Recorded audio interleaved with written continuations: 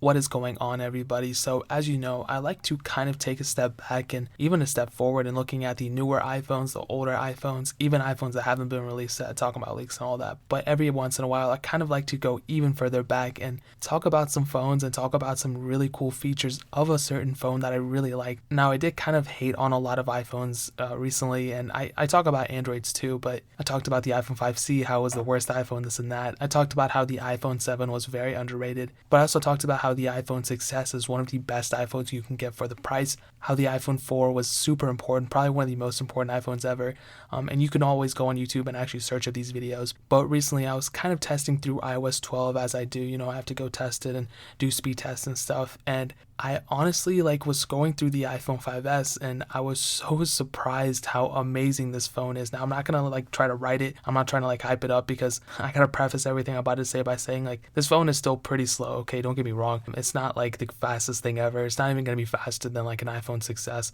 or any other phone like that, but in a lot of ways this phone is a very important step in history for the iPhone lineup. And I do want to take a second before I move forward. I want to take a step back as I do and talk about what this iPhone brought. Okay, so first of all, in 2013 this phone was released, right? And this is not an updated review. I already made a video talking about how this phone was either worth it or not worth it in 2018, and you can search up on YouTube Simple Alpaca iPhone 5s 2018 and look at that review I did on it. But really, when this phone came out, you cannot even be low-key about how good this phone still looks. I mean, it feels super premium. It doesn't feel cheap. I mean, I could honestly, if I was feeling something like this, I would just assume it was at least a 2016, 2017 flagship. And that's if my eyes were closed. Obviously, I'm looking at it, I can tell. But this phone came out at a time where the Galaxy Note 3 was one of the crazier phones. The Galaxy S4 was released, and that wasn't these were very good phones, don't get me wrong. I've done reviews on them already, but they didn't feel that premium. And, honestly, they didn't have fingerprint sensors. They didn't have anything. But this iPhone specifically brought the fingerprint sensor as well, and that is so crazy. Touch ID is amazing. Touch ID has evolved since then. I mean, they took it out now, but apparently they're going to bring it back later. So, I'm down for it. But I just don't understand how this phone specifically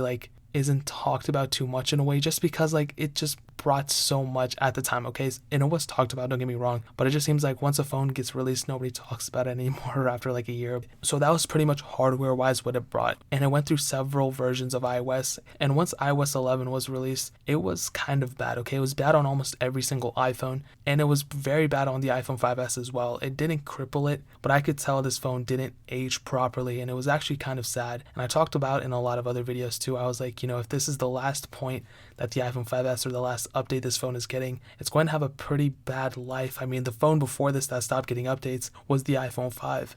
And I already talked about in a separate video how the iPhone 5 lived its best life, and because it stopped at iOS 10.3.3, which is pretty decent update, but this one were to stop at iOS 11, whatever, and it wasn't too good. So, and with iOS 11, we saw a lot of crashes, a lot of huge bugs, everything, random restarts, everything. It just seemed like iOS 11 was a huge beta. But then we got the announcement that iOS 12 was coming to the iPhone 5s, which is pretty crazy, I would say. I mean, this is a phone that came out in 2013 and it's getting an extra year of support when it usually would have stopped. And really that came down to Apple pretty much not wanting any devices on iOS 11 because iOS 11 had a pretty bad rep. But recently, like I said, when I started booting up iOS 12 on the iPhone 5s and I started scrolling through apps and I started kind of just doing some light tasks, I was you know what, this thing still feels pretty smooth. And it all pretty much started on the home screen. So when I'm flipping through apps and I'm going through just kind of randomly searching through, I really don't get too many bugs or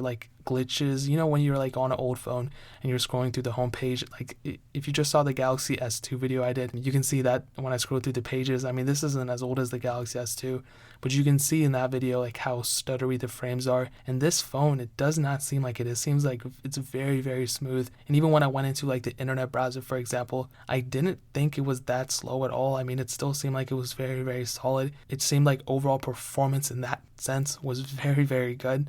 But the thing that surprised me the most and really amazed me, and this is why I titled this video however I titled it, was because I went into gaming because I was kind of surprised. I was kind of curious too. I was you know what, I've ran similar games and gaming stuff on the the LG G3, for example, and that could not handle a game if try to save its life. But for this example, I played small ones like Temple Run, all this stuff, right?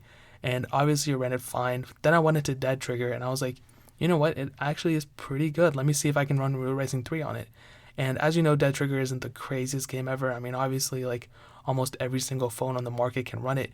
But when I went into Real Racing 3, literally this phone was able to handle it perfectly fine. And of course it's glitch frames, and of course it's not perfect, but man, for a 2013 flagship, I mean, this thing came out almost 5 years ago. It's going to be 6 when it stops getting support. I mean, like, this thing is very, very good still. And I was looking at it and I was like, this, I could easily go through a game out of this. I would say this performance is on par with a lot of flagship phones that I compared from 2016. So I think like the Moto Z, I believe that came out in 2017 or 2016, I'm not too sure.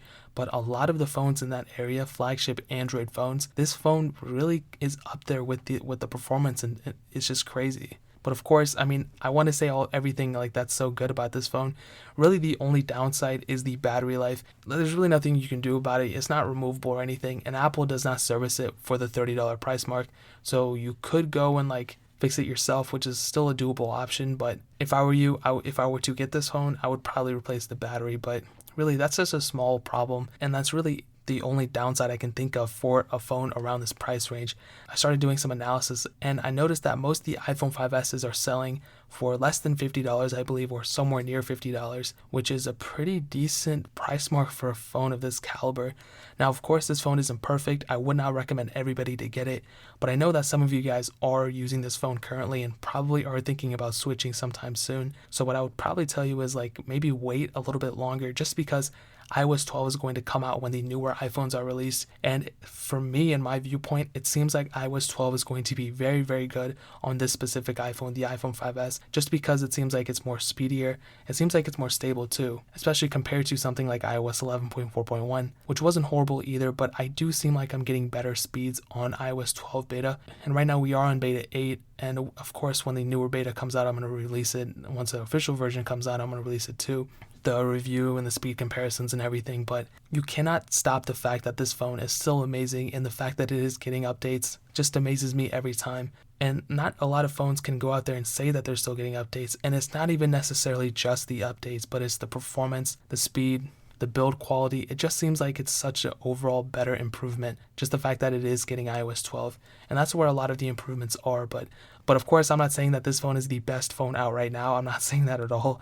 What I am saying is, like, it's kind of cool to take a step back and, you know, of course we look at older technology on this channel, but it's also kind of cool to see the more integral parts, you know, kind of seeing the updates of these phones and seeing, you know, a lot of the phones that I test, like the Androids, don't really get updates too much, but this one does, and it's older. So it's like a perfect mix of like, should you update, should you not, should you keep it? And what I will tell you is, obviously this isn't a still worth it. I'm not going to like really recommend too much, but I mean, if you're in the market for a phone and you need a backup phone or something for a phone in like a week or two, then yeah, this is fine. It's going to be perfectly fine. It has a camera, pretty decent, can shoot slow-mo videos. It's 8 megapixels and really it's not a bad price point. But if you already have an iPhone 5S, I would probably recommend you to keep it, especially when the newer iPhones come out, because you're only going to lose like $10 to $20 in resale value, if that, if you plan on keeping it. But if you plan on getting a new iPhone now, I would definitely tell you to wait a couple more weeks.